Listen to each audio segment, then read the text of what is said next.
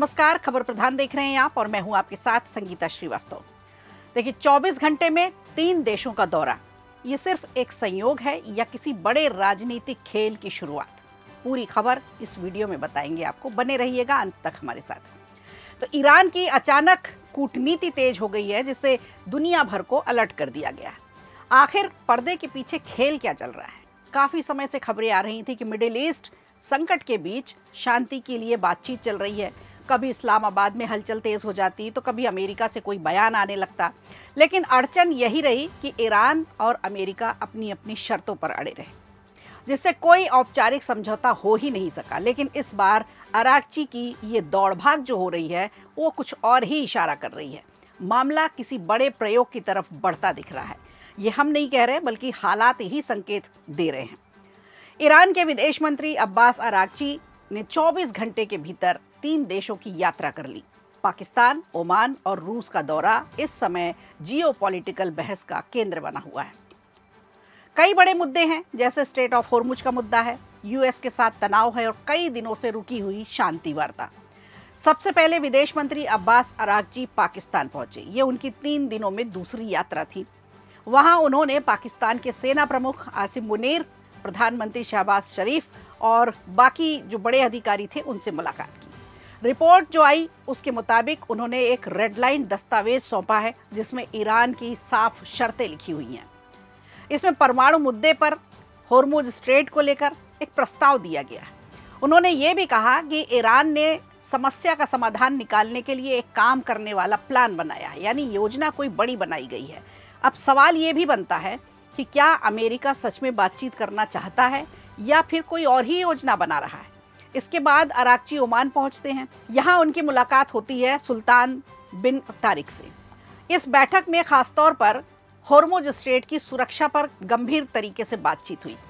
Araghchi ने कहा कि इस अहम समुद्री रास्ते की सुरक्षा सभी देशों के लिए बहुत ज़रूरी है, क्योंकि इससे पूरी दुनिया का व्यापार जुड़ता है।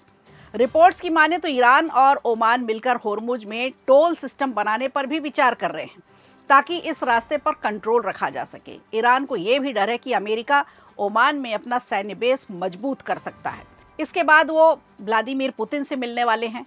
इस बैठक में क्षेत्रीय सुरक्षा को लेकर, पश्चिमी देशों पर जो प्रतिबंध लगाए गए उसे लेकर, होर्मुज में जो संकट है उसे लेकर, ये ऐसे कई अहम मुद्दे हैं जिस पर इन पे चर्चा होनी है। ये दौरा ऐसे समय में हो रहा है जब अमेरिका और ईरान के बीच बातचीत पूरी तरह से रुकी हुई है।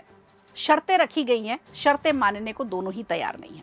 दरअसल अमेरिकी राष्ट्रपति ट्रंप के शांति दूत स्टीव विटकॉफ और उनके दामाद जेरेड कुशनर पाकिस्तान जाकर ईरान के नुमाइंदों से नेगोशिएट करेंगे, लेकिन ऐन मौके पर ट्रंप ने दौरा भी रद्द कर दिया, क्योंकि बातचीत आगे बढ़ ही नहीं रही।